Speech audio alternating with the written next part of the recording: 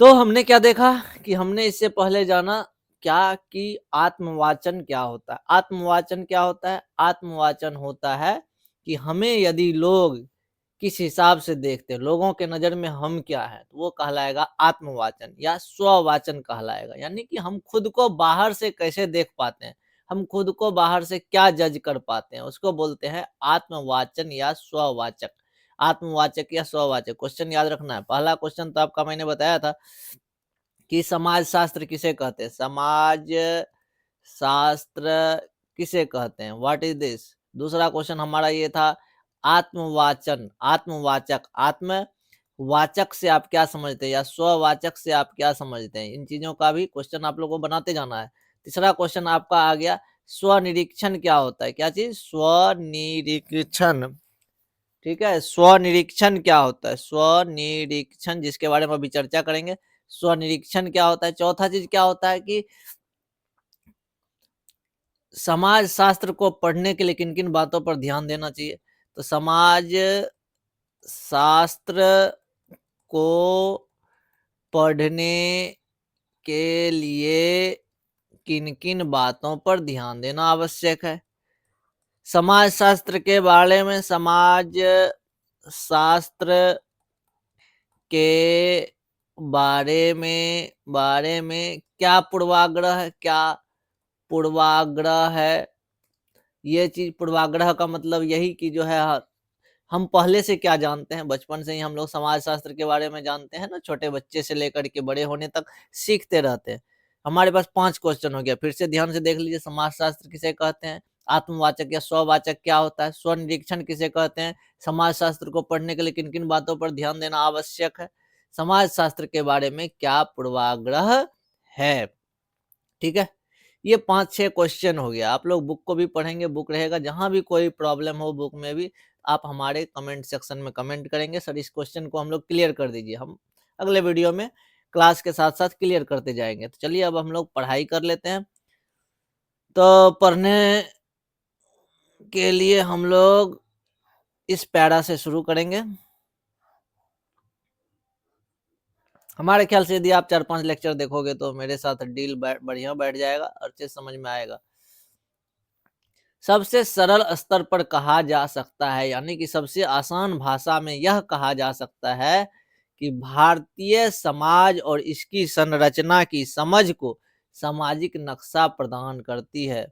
मतलब क्या हुआ कि भारतीय समाज यानी हमारे देश का जो समाज है और इसकी जो संरचना है, इसकी जो बनावट है, इसकी समझ एक सामाजिक नक्शा प्रदान करती है, जिसमें आप अपने ठौर ठिकाने स्थान का पता लगा सकते हैं।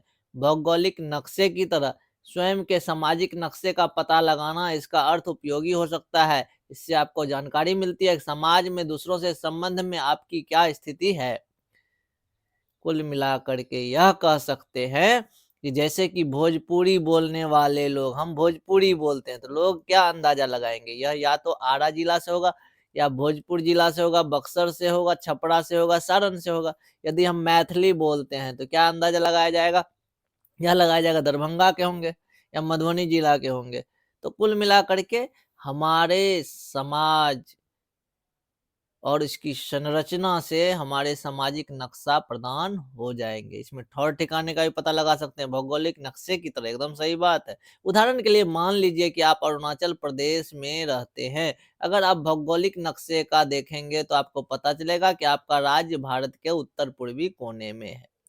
आपको यह भी स्थिति पता चलेगा कि आपका राज्य अनेक राज्यों जैसे उत्तर प्रदेश, मध्य प्रदेश, महाराष्ट्र, राजस्थान के तुलना में बहुत छोटा है, परंतु अनेक राज्य जैसे मणिपुर, गोवा, हरियाणा, पंजाब से बड़ा है।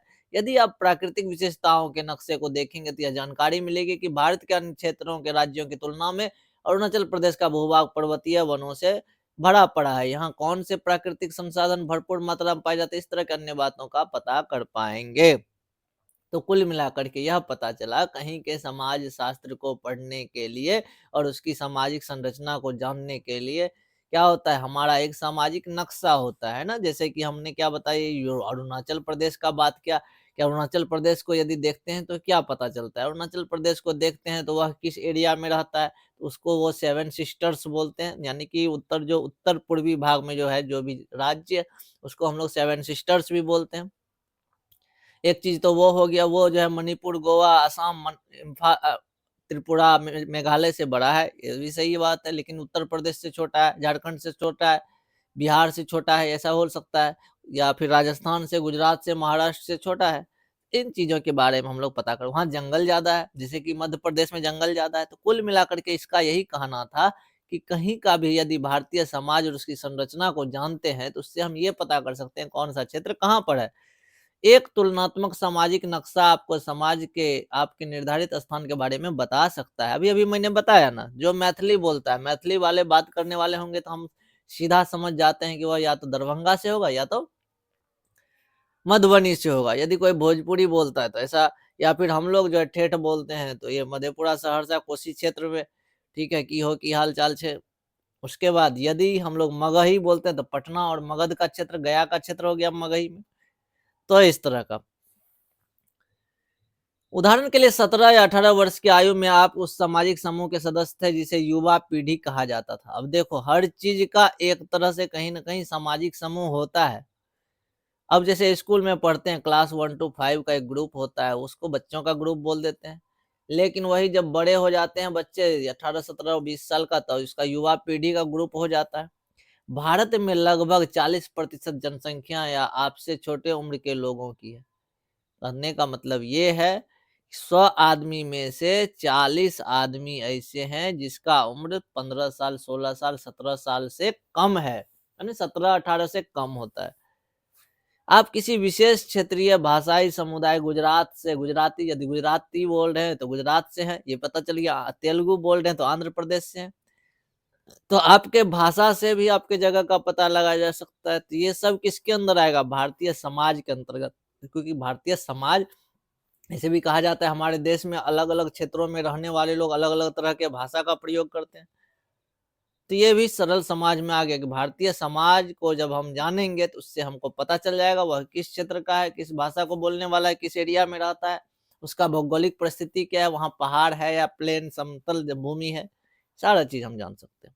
उनके भाषा से भी जान सकते हैं। आपके माता-पिता के व्यवसाय और आपके परिवार की आय के मुताबिक आप एक आर्थिक वर्ग के हैं, ये भी पता चल जाता है पैसों से। किसी के पास 1 भी रुपया नहीं है, रोज़ मज़दूरी करता है, तो उसको हम क्या समझते हैं? वो है हमारे लिए मजदूर क्लास, यानी निम्न क्लास के लिए। और जो ठीक-ठाक है, नौकरी नॉर्मल करने वाले लोग, वो हो गया मध्यम क्लास, मध्यम वर्ग के लोग। लेकिन जिसके पास पैसों की कमी नहीं है, बड़े-बड़े नेता, बड़े-बड़े कंपनी के मालिक, वो सारे लोग क्या कहलाएँगे? उच्च वर्ग के अंतर्गत आते हैं। तो कुल मिलाकर के हमने क्या देखा?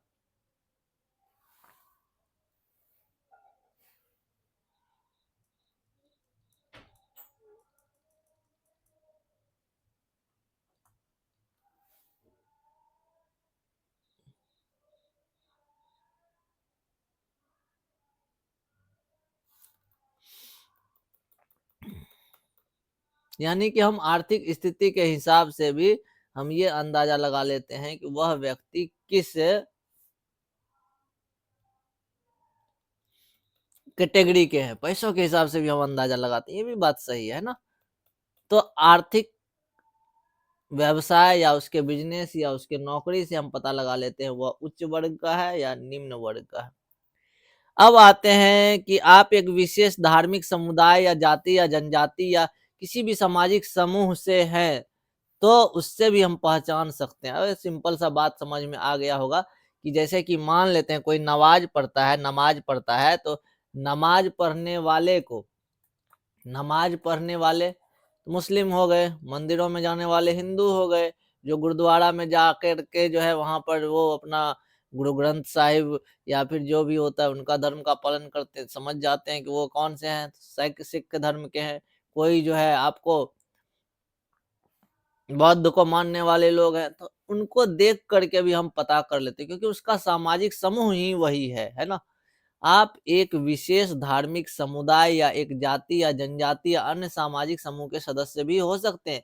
ऐसी प्रत्येक पहचान, नक्शे, सामाजिक संबंधों के ताने-बाने आपका निर्धारित करता है। समाज शास्त्र आपको समाज में पाए जाने वाले विभिन्न प्रकार के समूहों, आपसी संबंधों और जीवन के बारे में महत्व को बतलाता है। कुल मिलाकर के हमने देखा कि समाज शास्त्र इतना छोटा नहीं है, इसमें है हम लोग हर चीज के बारे में। अभी क्या बात किए, असम राज्य का बात किए कि नहीं, असम राज्य का बात किए तो वहां पर ये भी देखे कि पहाड़ है या मैदानी भाग है। हमने क्या देखा, वह छोटा है या बड़ा है। हमने क्या देखा, वहां पे कौन सी भाषा बोली जाती है। और ना हमने क्या देखा कि वहाँ का जो है आर्थिक स्थिति कैसा है ना, वहाँ के लोग किन भाषा को बोलते हैं। यानी अलग अलग मापदंडों के द्वारा नापने का, तुलना करने का अलग अलग मापदंड होता है। जैसे उदाहरण के लिए मान लेते हैं कि हमें इंग्लिश बोलने बहुत अच्छे तरीके से आती है, किसी को हिंदी बोलने बहुत अच्छे तरीके से आता है, किसी को उर्दू बोलने बहुत अच्छे तरीके से आता है, तो उसका एक अलग मापदंड है। अब 3 आदमी है, 3 आदमी में हम यह देखेंगे कि मान लेते हैं कि 3 आदमी है, 3 आदमी में यह देखेंगे किसको सबसे अच्छा हिंदी आता है, तो ये तुलनात्मक कर सकते हैं भाषा के हिसाब से, ठीक है। किसको अच्छा पंजाबी आता है, 3 आदमी में यदि तुलना करेंगे किसको अच्छा पंजाबी आता है, या फिर कौन ज्यादा स्वस्थ है। तो समाज में रह कर के हम अलग अलग मापदंडों के हिसाब से हम उनके बारे में जान सकते हैं, है ना। चाहे वो कोई भी मापदंड हो, चाहे वो भाषा का मापदंड हो, चाहे वो खान पान का मापदंड हो, चाहे कुछ भी हो। अब आते हैं, परंतु समाज शास्त्र केवल आपका और अन्य लोगों के स्थान निर्धारित करने में मदद करने, विभिन्न सामाजिक समूह के स्थानों के अलावा बहुत कुछ सिखा सकता है। इसका मतलब तो ये समझ में आ गया, ऐसा नहीं है कि समाज जो है हम जहाँ रहते हैं उसके आसपास के लोगों को ही समाज कहते हैं, इतना ही नहीं। समाज में एक तो वो हो गया समाज, उसके बाद एक दूसरे के प्रति क्या भावना होती है वह भी समाज के अंतर्गत आता है। हम हिंदी बोलते हैं, कोई उर्दू बोलता है, और वो अलग अलग समाज के रहने वाले व्यक्ति होंगे।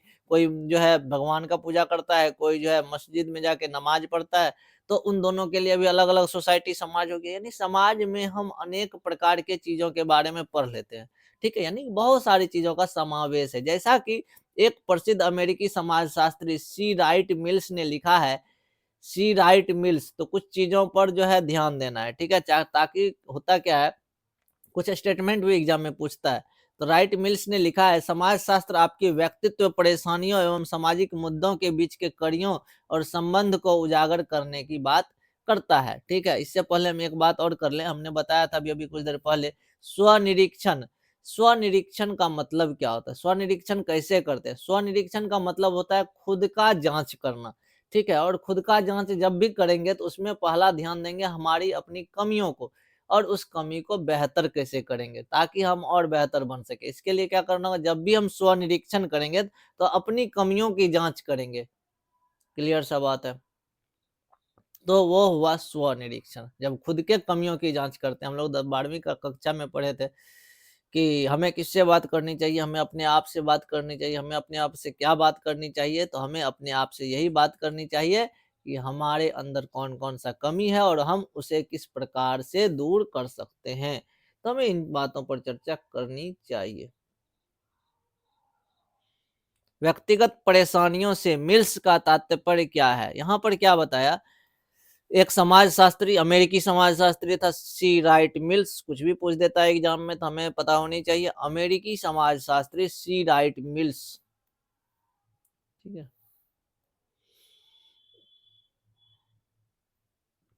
इनका कहना था क्या कि व्यक्तिगत परेशानियों और सामाजिक मुद्दों के बीच की कड़ियां और संबंधों को उजागर करने में मदद करता है। व्यक्तिगत परेशानियों से मिल्स का क्या तात्पर्य है, व्यक्तिगत परेशानियों यानी व्यक्तिगत चिंता। जब किसी भी व्यक्ति को कोई परेशानी होता है तो उनको चिंताएं होती है, समस्याएं होती है, और सरोकार जो सबके होते हैं। उदाहरण के लिए हो सकता है आपके परिवार के बड़े सदस्य, आपके भाई, आपके बहन, आपके दोस्त के साथ जो व्यवहार करते हैं उससे आप खुश नहीं है, है ना। सिंपल सा बात है ना। जैसे कि हमारे परिवार का कोई बड़े सदस्य है, बहन है, भाई है या फिर दोस्त है, जो व्यवहार करते हैं मेरे साथ उससे हम क्या है, खुश नहीं है। तो ये चीज क्या हो गया, व्यक्तिगत परेशानियां हो गई। शायद आप अपने भविष्य के बारे में या किस तरह से नौकरी मिलेगा इसके बारे में चिंतित हो। आपकी व्यक्तिगत सामाजिक पहचान के अन्य पक्ष भी।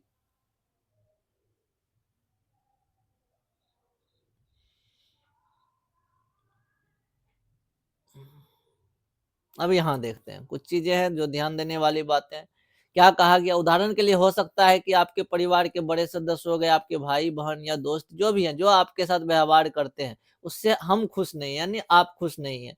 उस कंडीशन में क्या होता है? वही कहलाता है व्यक्तिगत परेशानियाँ। क्या चीज़ कहलाएगा? व्यक्तिगत परेशानियाँ। ये सब छोटा-छोटा क्वेश्चन है और ये पता होना चाहिए। व्यक्तिगत परेशानियाँ, क्लियर हो गया? व्यक्तिगत परेशानियाँ उदाहरण के लिए मैंने क्या बताया, परिवारों में यदि आपके सगे-संबंधी, भाई-बहन, माता-पिता या कोई भी जो आपके साथ व्यवहार करते हैं, उस व्यवहार से आप यदि खुश नहीं हैं, तो वो आपकी व्यक्तिगत परेशानियाँ हुई। अच्छा, क्यों खुश नहीं है? हो सकता है कोई और भी कारण हो। पहला कारण इन्होंने क्या बताया, हो सकता है आप नौकरी के बारे में चिंता कर रहे हो, इसके लिए चिंतित हो। आपकी व्यक्तिगत सामाजिक पहचान के अन्य पक्ष भी गर्व, तनाव, आत्मविश्वास के उलझनों के स्रोत हो सकते हैं। सही बात है। कुछ व्यक्तिगत पक्ष के कारण आप अपने आप पे गर्व भी करते हैं, आप अपने आप को तनाव भी महसूस करते हैं, आपका आत्मविश्वास भी आता है ना? अचानक है कि एक रिजल्ट आया, दूसरा रिजल्ट आया, तीसरा रिजल्ट आया, तो बच्चों में या किसी भी व्यक्ति में क्या होता है, गर्व महसूस होता है, प्राउड फील होता है। क्लास में बैठते हैं और टीचर यदि हमें शाबाशी देते हैं, नहीं बहुत अच्छा तुमने बताया, तो हमें गर्व महसूस होता है। ठीक है ना? और गलती से हमने होमवर्क नहीं बनाया, पूरे क्लास में बेइज्जती हो गया, तो वहाँ पर तनाव महसूस होता है। यही चीज़ है। यह सभी लक्षण एक ही व्यक्ति विशेष से जुड़े होते, इसका अर्थ है व्यक्तिगत परिप्रेक्ष्य तक ही सीमित होता है। तो प्रॉब्लम क्या हुआ? जो परेशानियां है वो किसके तक सीमित रहता है? वह किसी एक खास व्यक्ति तक ही सीमित रहता है। ठीक है, तो वो क्या हो गया, इसीलिए उसको व्यक्तिगत परेशानियां बोलते हैं। दूसरी तरफ एक सामाजिक बड़े मुद्दों से संबंधित होता है, ना कि एकल व्यक्तियों से संबंधित। यानी कि व्यक्तिगत परेशानियां में सामाजिक चीजों से कोई लेना देना नहीं है, क्योंकि सामाजिक परिस्थितियां क्या होती है, सामाजिक परेशानियाँ क्या होता है, तो ये समाज के बड़े समूहों के लिए होता है ना, बड़े मुद्दों, ऐसे मुद्दे जो बड़े समूह के लिए हो, वो क्या कहलाएगा, सामाजिक परेशानियाँ। व्यक्तिगत परेशानियाँ किसी एक खास व्यक्ति के लिए होगा, सिंपल सी बात है। अब है अतः बुजुर्ग और युवा पीढ़ी के बीच पीढ़ी अंतराल, मन मुटाव एक सामाजिक प्रघटना है जो समाज के अन्य और समय कालों के रूप में पाया जाता है। जैसे कि अब क्या होता है कि यदि हमारे घर में, यदि हमारे समाज में बुजुर्ग लोग हैं, है ना, और वो क्या होते हैं, युवाओं से आजकल चिढ़ते हैं, उसका क्या कारण होता है? जैसे कुछ युवा हमेशा मोबाइल में लगे रहते हैं, कुछ युवा नशा करने में लगे रहते हैं, कुछ युवा जो है बिना तुक वाला काम सब करते रहते हैं। तो हमारे जो बुजुर्ग पीढ़ी है, उनको ये चीज़ बर्दाश्त नहीं होता है। इसके लिए वो क्या करते हैं, हमेशा इस युवा पीढ़ी का आलोचना करते रहते हैं। सिंपल सा बात है, क्या हुआ? बुजुर्ग और युवा पीढ़ी में हमेशा क्या होता है, टकराव या तनाव होते रहता है। इसका कारण क्या है? इसका कारण परिस्थिति से उत्पन्न चीज़ों को देखते हुए, अपने-अपने समय के अनुभवों और सोसाइटी को देखते हुए जो समाज पर प्रभाव पड़ता है, इसके लिए एक-दूसरे में मनमुटाव होता है। क्लियर है? बेरोज़गारी या परिवर्तनशील व्यावसायिक संरचना का प्रभाव भी एक अन्य सामाजिक मुद्दा जो विभिन्न प्रकार के लाखों लोगों से संबंधित है कि नहीं?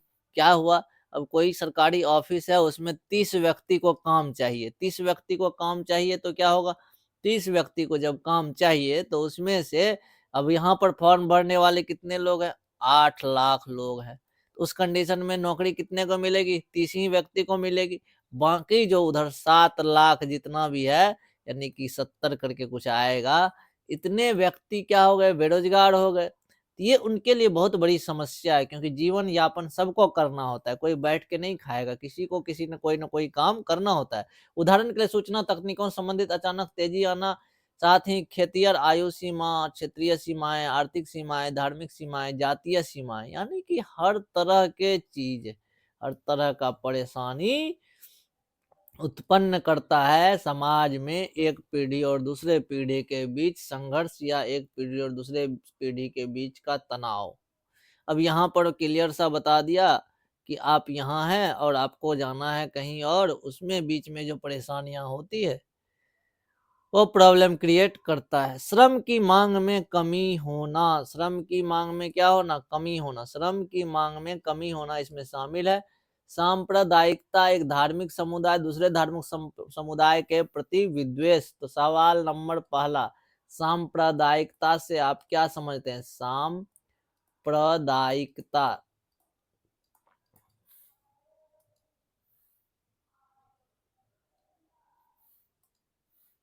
सांप्रदायिकता से आप क्या समझते हैं, इस सवाल का जवाब दिया जाए। सांप्रदायिकता क्या होता है? एक धार्मिक समूह से दूसरे धार्मिक समूह, यानी कि एक हिंदू का समूह है, हिंदू का घर है, हिंदू धर्म के लोगों का घर है, या हिंदू धर्म के लोगों का समूह है, दूसरी तरफ मुस्लिम धर्म के लोगों का समूह है। दोनों के बीच जब आपसी तनाव होता है, आपसी द्वेष होता है, आपसी मनमुटाव होता है, तो वही चीज कहलाता है सांप्रदायिकता। और ये किस कारण से होता है? ये होता है कुछ चीजों का बहिष्कार या उत्पीड़न होने के कारण। या तो किसी चीज का बहिष्कार कर रहे हो, यदि मान के चलो मुस्लिम लोग गाय को काट करके खाते हैं, हम हिंदू हैं, हम गाय की पूजा करते हैं, तो हम इसका विरोध करते हैं, इसका बहिष्कार करते हैं, ये नहीं होना चाहिए, और एक दूसरे के बीच में तनाव हो जाता है, लड़ाई झगड़े हो जाते हैं, वो सांप्रदायिकता कहलाया। या फिर कुछ चीजें होता है उत्पीड़न। क्या होता है? उत्पीड़न। एक धर्म के लोगों के द्वारा दूसरे धर्म के लोगों को परेशान करना, शोषण करना, वो क्या कहलाएगा? उत्पीड़न कहलाएगा। ऐसी समस्याएं यदि होगी व्यापक रूप से, तो वो जब एक दूसरे के बीच में तनाव उत्पन्न करेगा, तो वो क्या कहलाएगा? सांप्रदायिकता कहलाएगा। विभिन्न व्यक्तियों की क्या है? विभिन्न व्यक्तियों कि इसमें विभिन्न प्रकार की भूमिकाएं हो सकती है, उनकी सामाजिक स्थिति पर निर्भर करता है। अतः कथित उच्च जाति का व्यक्ति जो कथित निम्न जाति में पैदा हुए नीच मानता है। तो पहला बात तो हो गया कि पहला बात सांप्रदायिकता। दूसरा बात हो गया जातिवाद। जातिवाद क्या होता है? दूसरा क्वेश्चन क्या हो गया? जातिवाद। क्वेश्चन को नोट करते जाना है। जातिवाद क्या है? तो जातिवाद कहा जाता है कि जब किसी भी जगह के एक जाति अपने आप को उच्च समझता है और किसी को हम निम्न समझते हैं, और दोनों के बीच जो भेदभाव होता है, चाहे वो हैसियत का हो, चाहे वो छुआछूत का हो, तो ये भेदभाव क्या कहलाता है? जातिवाद कहलाता है। एक जो है ब्राह्मण कुल के व्यक्ति और एक जो है डोम कुल के व्यक्ति, ठीक है ना, इसको हम अपने थाली में खाने नहीं देते हैं, या फिर इसको अपने गिलास में पानी नहीं पीने देते हैं, इसको अपने दरवाजे पर बैठने नहीं देते हैं। इस तरह की बातें जब होती है, तो यही कहलाता है जातिवाद। यदि निम्न मुख्य रूप से यदि समझा जाए, तो दोनों तो इंसान है तो हमें इंसानों की रिस्पेक्ट करनी चाहिए, ताकि उसको भी आत्मग्लानि ना हो। लेकिन ऐसा होता नहीं है। तो जातिवाद की प्रक्रिया एक पीड़ित व्यक्ति की हैसियत से, इसमें क्या होता है? एक कथित निम्न जाति का व्यक्ति शामिल है एक पीड़ित हैसियत से। इसी तरह से पुरुष स्त्रियां दोनों। हाँ, एक चीज तो जातिवाद।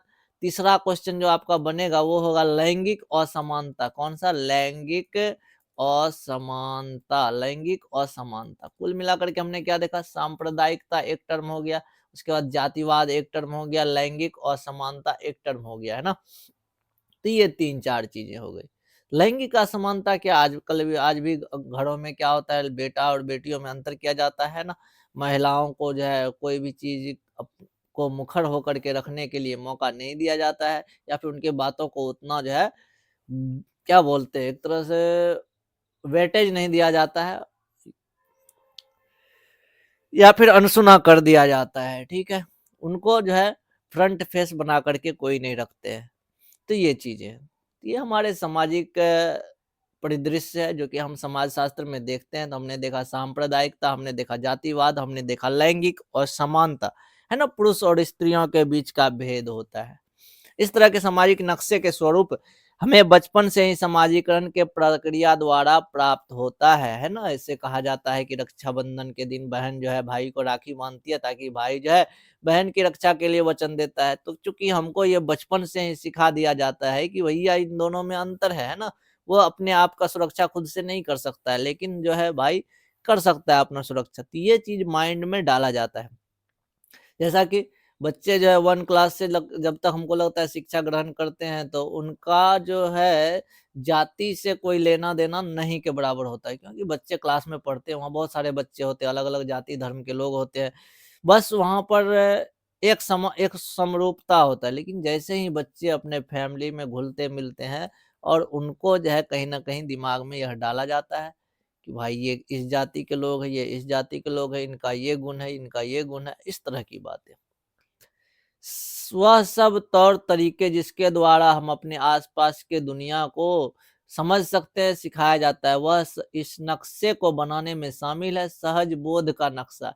सिंपल सा है, क्या है, सहज बोध का नक्शा होता है ना। लेकिन ये चीज क्या होता है, ये हमारे समाज के द्वारा ही इनपुट किया जाता है, जो कि कहीं ना कहीं कहा जाता है ना कि ज्ञान जो है लगभग सत्य जो है 50% होता है, 50% असत्य ही होता है। तो कहीं ना कहीं कोई भी बात यदि थोपा जाता है तो उसमें सच्चाई कितनी होगी, 50% के आसपास ही होगी। तो ये सारी बात है।